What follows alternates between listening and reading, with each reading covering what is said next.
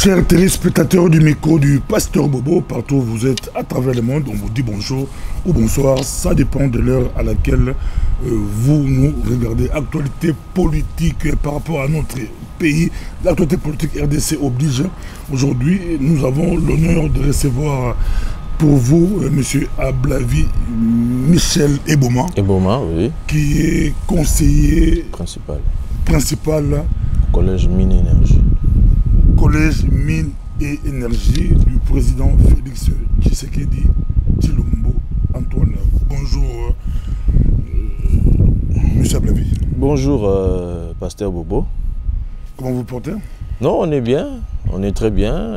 Je suis venu en mission à Madrid, mais j'ai fait une pause ici, dans votre pays.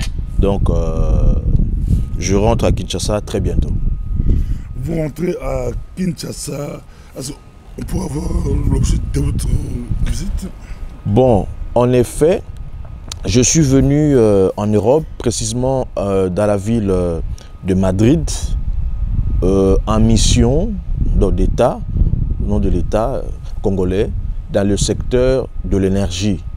Parce que, comme vous devez le savoir, notre pays, la République démocratique du Congo, accuse un déficit en énergie électrique criant. Voilà pourquoi son Excellence, Monsieur le Président de la République, Félix-Antoine Tshisekedi Tshilombo, a fait de l'électrification de la République démocratique du Congo son cheval de bataille. C'est dans ce cadre-là que je me suis rendu tour à tour dans quelques villes de l'Espagne. J'étais à Madrid, j'étais à Soria, j'étais à Galice et j'étais à Zamora. Là, je suis allé visiter les usines de transformation de déchets en courant électrique. Comme vous savez qu'en Europe actuellement, les déchets, les ordures sont récoltés, sont incinérés et donc l'énergie qui se dégage de l'incinération de ces déchets-là est transformée en courant électrique. C'est ce que nous voulons faire dans la ville de Kinshasa dans les mois qui viennent. Donc c'est possible de transformer Kinshasa? Absolument, parce que à Kinshasa, en tout cas, les ordures donc ménagères, les ordures de toutes sortes, donc il y en a. Et c'est ce qui rend la ville très sale, qui rend la ville inhabitable. Et nous allons créer cette grande usine qui va récolter tous les déchets, les ordures, donc des maisons, des usines, des hôpitaux. Bref, les ordures de toute nature seront récoltées et seront incinérés, donc brûlés, et de suite de cette incinération, nous produirons de l'énergie qui sera reversée dans les réseaux pour permettre à ce que les Kinois puissent avoir donc le courant électrique. Avez-vous les moyens de votre politique? Parce que ça, si vous arrivez à le faire, monsieur Eboma, là, on dira Fatih 15 ans, au lieu de 10 ans, ça peut être Fatih 15 ans. Non, mais je crois que la première des choses, c'est la volonté. C'est la volonté, le courage et donc un idéal. Vous savez que nous, notre projet de société est dénommé le peuple d'abord. Et le président Félix-Antoine Tshisekedi, son Excellence, a pris une des mesures prioritaires du projet Le Peuple d'abord, qui est la réduction de la pauvreté. Alors, pour réduire la pauvreté dans la République démocratique du Congo, il faudrait qu'il y ait les bases. Les bases sont notamment l'énergie électrique, qui est le moteur de tout développement. C'est pourquoi, moi, étant que son conseiller principal au Collège Mine et Énergie, j'ai fait ce voyage officiel, ce voyage d'État, pour que nous puissions apporter tant soit peu notre pierre à l'édifice que nous sommes en train de bâtir, un Congo meilleur. Sans surprise au niveau des médias, parce qu'il y avait des fuites, Ilokamba Sylvestre est nommé Premier ministre. Vous êtes à l'extérieur, comment réagissez-vous? Mais je crois que c'est une très bonne chose, d'abord parce qu'il faut qu'on se le dise que la patience avait atteint ses limites auprès de certains. Mais nous qui connaissons son Excellence, Monsieur le Président de la République, Félix Antoine Tshisekedi Tshilombo, nous savons qu'il aime prendre son temps afin que lorsqu'il posera sa signature, que ce soit un acte de bravoure, un acte qui apporte réellement des solutions à la République démocratique du Congo. Alors, pour le Premier ministre actuel, qui a été nommé par son Excellence Monsieur le Président de la République, d'entrée de jeu, je lui présente mes très vives félicitations et je souhaite pour lui que durant son mandat qu'il occupera à la tête du gouvernement, qu'il puisse, n'est-ce pas, redorer le blason terni de la République démocratique du Congo et surtout qu'il puisse commencer par rétablir la justice, l'administration de la justice. Je crois que c'est ça qui est le socle de tout développement d'un pays. Il y a deux problèmes qui posent problème ici au niveau de la diaspora. Après la nomination de M. Sylvestre, vous êtes juriste. Après sa nomination, il remercie Kabila. C'est mal passé au niveau de la diaspora. Vous êtes là, conseiller juriste. Est-ce qu'il devrait remercier Kabila? Mais je crois que pour nous, nous sommes sortis. Je remercie Kabila et Félix. Nous sommes sortis du culte de la personnalité. Pour nous, nous sommes venus pour instaurer la démocratie au vrai sens du mot. Moi, j'ai été aussi nommé par son Excellence, Monsieur le Président de la République. J'ai remercié ma mère parce que c'est elle qui m'a encadré, qui a payé mes études. J'ai remercié ma mère, j'ai remercié mon église, j'ai remercié le Président de la République qui m'a nommé. Pour moi, je ne vois pas de problème en ce que le nouveau chef du gouvernement puisse remercier M. Joseph Kabila. Du reste, M. Joseph Kabila est le chef de leur regroupement politique qu'ils appellent le FCC. C'est leur regroupement. Donc, au terme de la Constitution, c'est la coalition majoritaire qui propose au président de la République le nom du Premier ministre, chef du gouvernement. Ce qui veut dire que, étant donné que Kabila, Joseph, est le chef de leur regroupement, c'est Kabila qui a présenté son nom au président de la République. Et le président de la République, après avoir discuté avec Joseph Kabila sur les bien fondés du choix qu'il aurait opéré sur la personne de monsieur le Premier ministre actuel, eh bien, le président a pris donc l'ordonnance pour la nomination de ce dernier. Il n'y a pas de problème. Quel répondez-vous à ceux qui disent qu'il y a eu une demande de création bicéphale? Non, peut-être qu'ils ne maîtrisent pas suffisamment le fonctionnement de l'État et n'ont pas encore intériorisé les termes de la Constitution. Nous sommes ici dans le cas où le président de la République est élu au suffrage universel, mais ne dispose pas d'une majorité parlementaire. Nous avions deux choix, soit aller en cohabitation ou faire une coalition. Et nous avons vu que la cohabitation n'est pas tellement ancrée dans nos mentalités et nous sommes résolus, nous en tout cas au niveau de l'UDPS, de basculer vers une coalition. Voilà pourquoi nous sommes en coalition avec le FCC. Donc, c'est-à-dire nous cache UDPS, UNC et alliés. Nous sommes en coalition avec le FCC.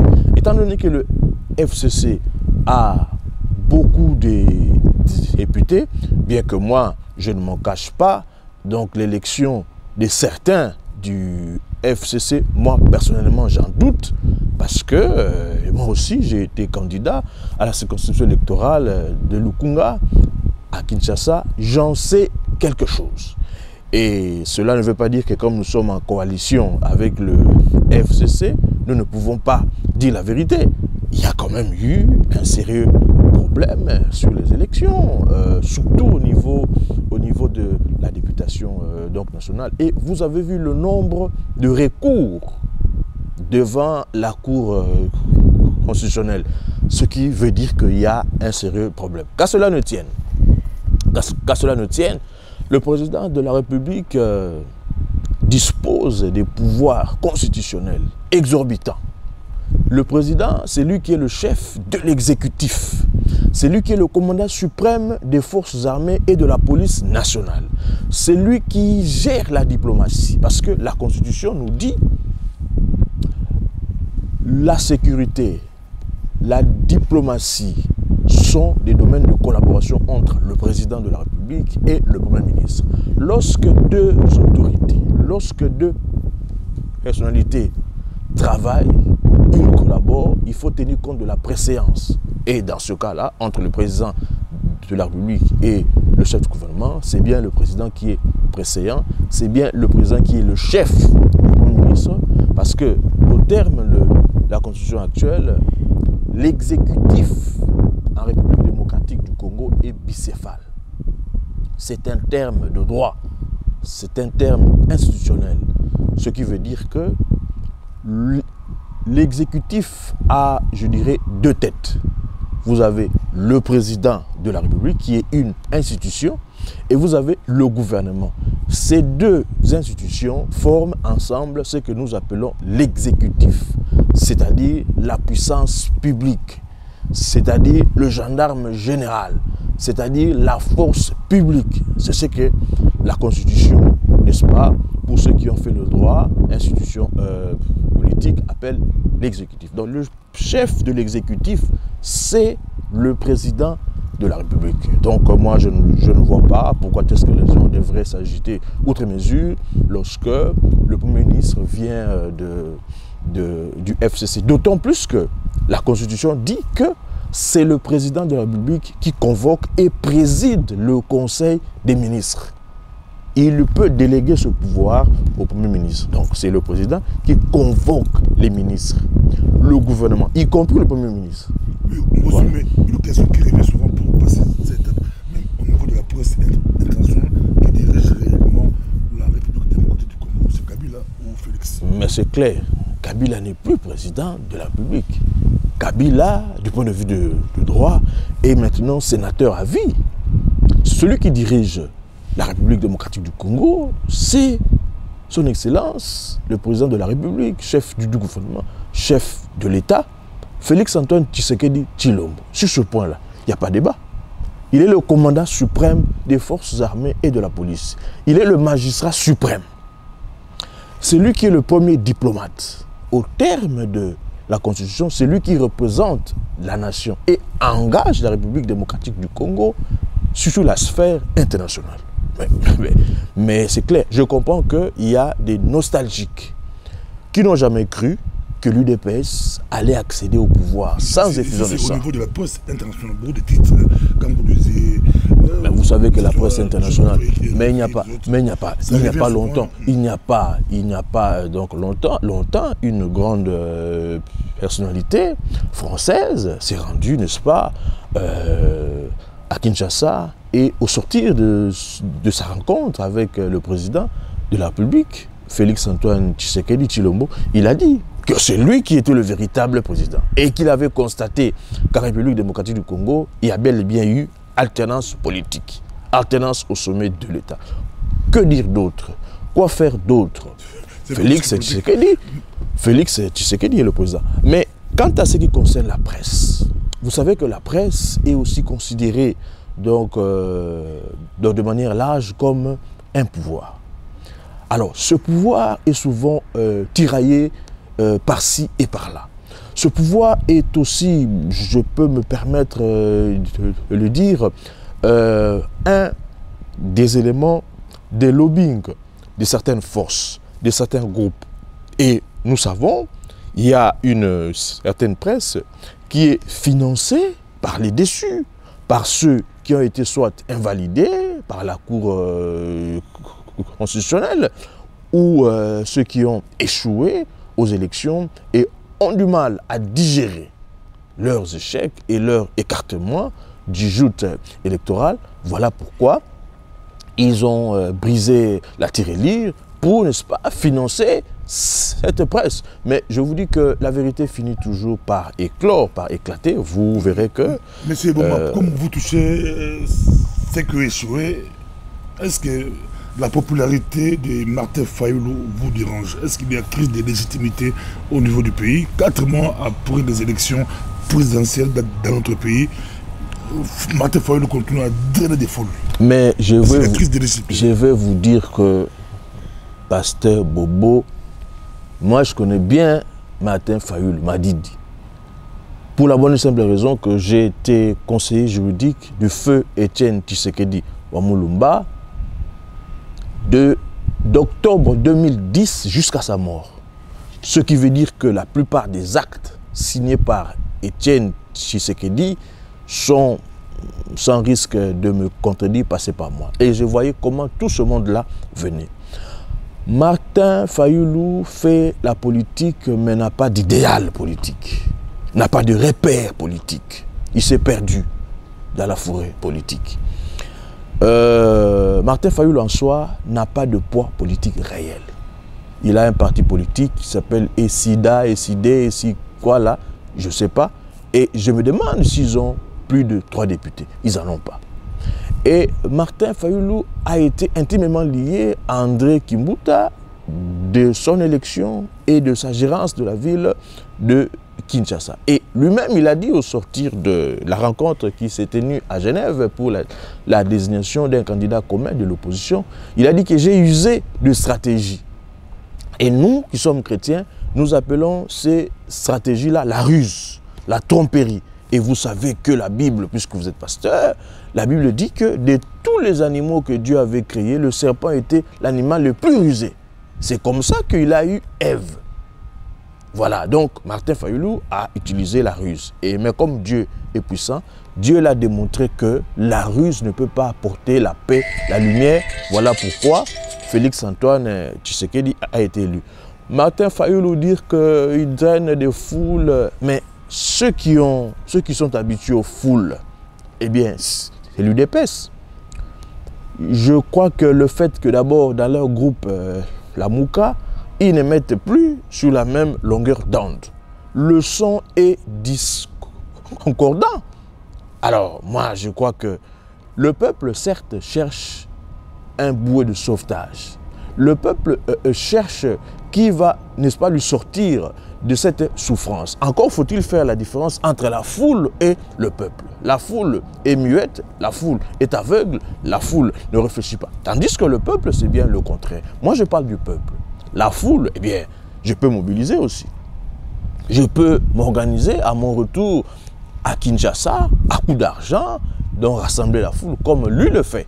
Cette foule que vous appelez foule ne nous intéresse pas, ne nous dérange pas. Bien au contraire, nous voulons la démocratie. Il a tenu plusieurs meetings et il a aussi donc, débité des propos injurieux à l'encontre du président de la République.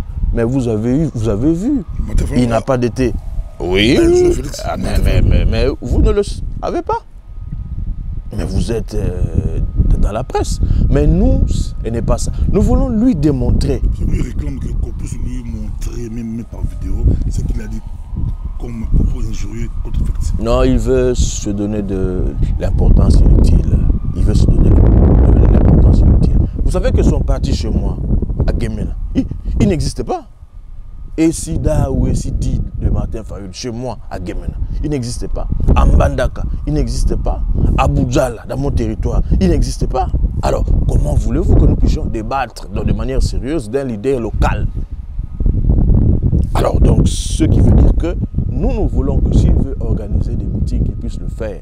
Moi, je l'invite à organiser un meeting à Gemena, à organiser un meeting à Boudjala. À ce moment-là, nous pourrons revenir vers...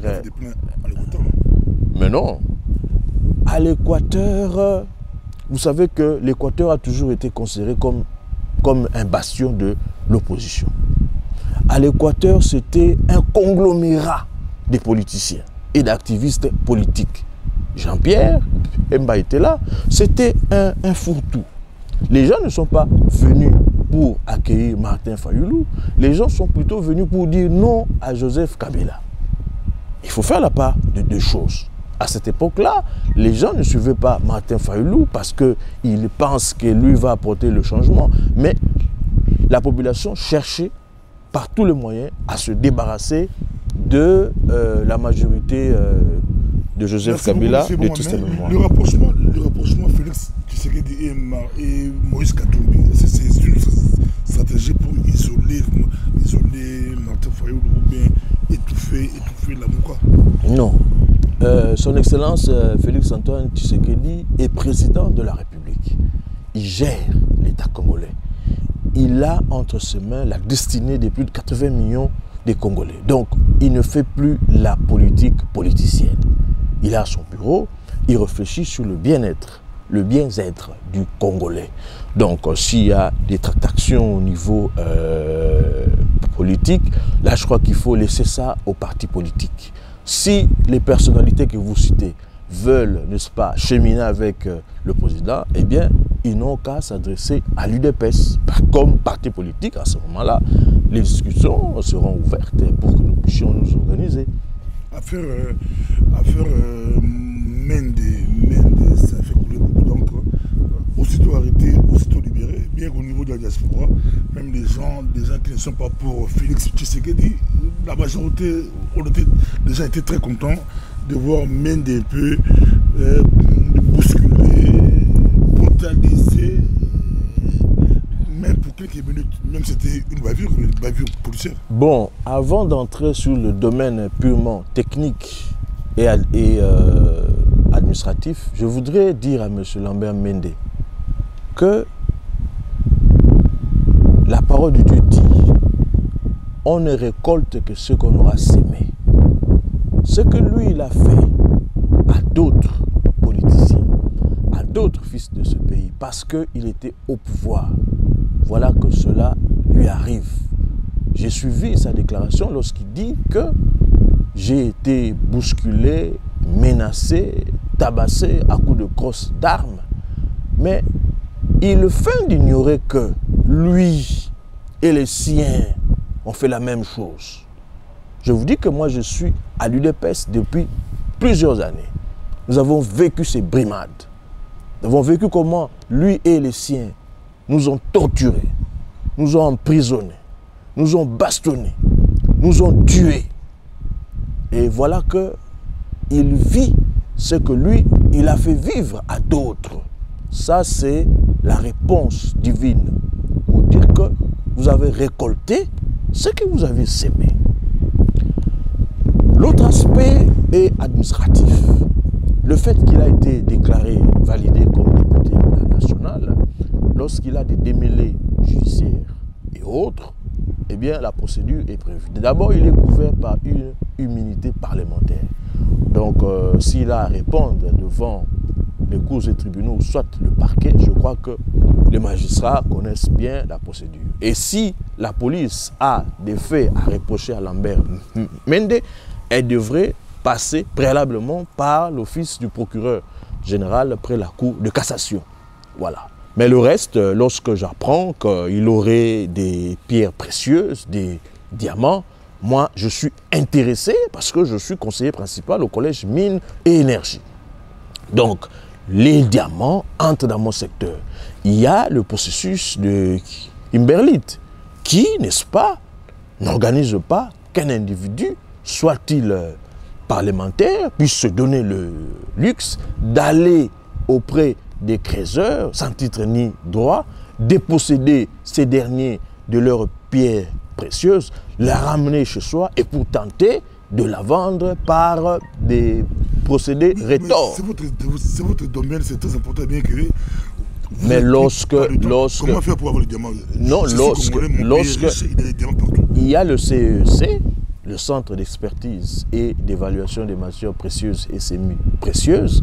Je crois que le DG actuel, M. Pascal Niembo, doit être dans ce dossier-là.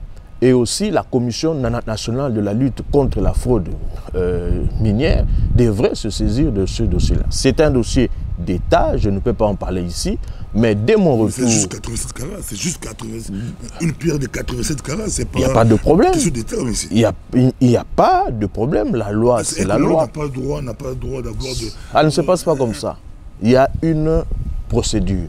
Vous savez que pour l'exploitation du diamant, il y a le processus de Kimberley qui organise la procédure de l'extraction du diamant, de sa couverture juridique, si vous allez exporter, de la vente. Parce que le diamant est tracé. La traçabilité veut dire là où on l'a extrait, qui l'a extrait, qui en est le propriétaire, est-il artisanal ou industriel, ainsi de suite. Donc lui, je crois qu'il est à côté de la plaque. Les services compétents vont s'occuper de cette affaire. Moi qui suis conseiller principal, je suis intéressé à ça. En tout cas, on aura le temps peut-être prochainement pour terminer la crise à l'UDPS. D'abord, votre lecture par rapport à cela, et puis qui va proposer des ministres, parce que le statut de l'UDPS, que vous connaissez très bien, juriste de l'UDPS, stipule que c'est le président de la République qui va proposer des ministres ou des mandataires de la République maintenant à l'heure actuelle. Qui va proposer? C'est Kabound? C'est comment? Bon, vous savez que ce débat, lorsqu'il a commencé, je n'ai pas voulu prêter ma langue à ce débat, mais je peux vous dire que je suis l'un des rédacteurs de l'actuel statut, puisque au niveau du congrès de 2010, j'étais avec le président de la commission politique et juridique, paix à son âme, le vieux Emmanuel Kakwenda. Nous avons ensemble rédigé les statuts actuels. Donc, sans fausse modestie, je connais quand même les statuts de ce parti, pour avoir été l'un des artisans parmi tant d'autres. Eh bien, le problème est le respect des textes. Donc l'UDPS est un parti qui a toujours prôné l'instauration d'un état de droit, qui veut dire que les textes sont au-dessus des hommes. Et j'étais au four au moulin pour la mise en place de la convention démocratique du parti, la CDP, qui est un peu le parlement de l'UDPS. Je suis personnellement un peu étonné de voir ce qui se passe. Je veux tout simplement dire aux uns et aux autres, en droit, la compétence est d'attribution. Lorsque vous exercez, vous posez des actes qui ne sont pas de votre compétence, il s'agit là soit d'un abus de pouvoir ou d'un excès de pouvoir. Comme j'ai un rôle de rassembler toutes les tendances actuelles, je ne voudrais pas m'hasarder à donner des positions. Mais je vais en appeler à 3 personnes qui me sont proches. Il s'agit d'abord du président actuel de la Convention démocratique du parti, que nous appelons le vieux Victor Wakwenda, et le président de la CEP, la commission électorale du parti, Jacquemin Chaban, et le vice-président actuel de l'Assemblée nationale, Jean-Marc Kabound, qui est aussi un proche. Je voudrais que ces 3 personnes-là puissent se retrouver autour d'une table, discuter comme des personnalités politiques. On ne doit pas donner l'impression à ceux qui nous observent que l'UDPS est un parti dépourvu d'intelligence et de sagesse. Non. À l'UDPS, nous avons de la matière grise. Nous avons des savants. Nous avons des sommités intellectuelles. Ces gens-là sont là. Donc nous devons nous retrouver autour d'une table et parler. Et j'appelle les uns et les autres à l'apaisement. La course au leadership, la course au pouvoir, 2 fois vous risquez, n'est-ce pas, de tomber avant d'avoir obtenu la coupe. J'invite les uns et les autres à revenir au bon sentiment. En ce qui concerne la désignation ou la proposition des mandataires du parti, des membres du gouvernement, ainsi de suite, les statuts disent que c'est le président du parti. Le président du parti. Le président du parti. C'est clair. Donc, à l'heure actuelle, au sein du parti, nous n'avons pas un président au parti. Moi, je suis un juriste. Nous n'avons pas un président. C'est un problème. Hein? C'est un problème. À l'heure actuelle, nous n'avons pas un président. Merci beaucoup, Monsieur Michel Ablavi, CP du président. J'aurais bien voulu aborder beaucoup de thèmes de l'eau, par exemple l'eau, la guerre de l'eau, quels sont les véritables enjeux de l'eau.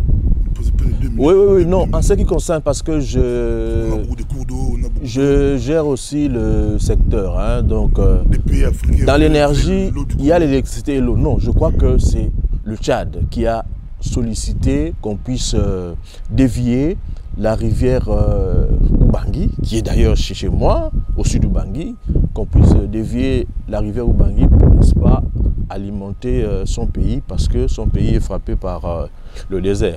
Et l'ONU a accepté? Non. D'abord, il y a le Parlement au Congo, c'est-à-dire l'Assemblée nationale et le Sénat qui ont répondu à ce problème en disant non.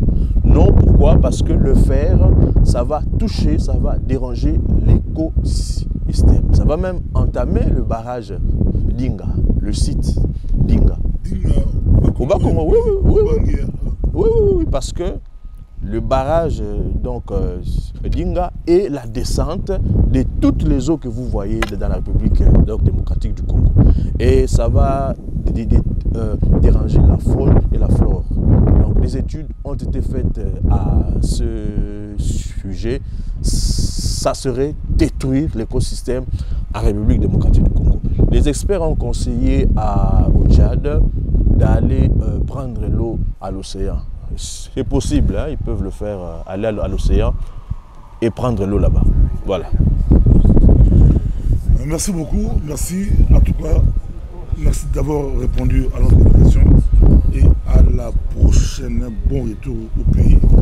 On ne sait pas, peut-être ministre.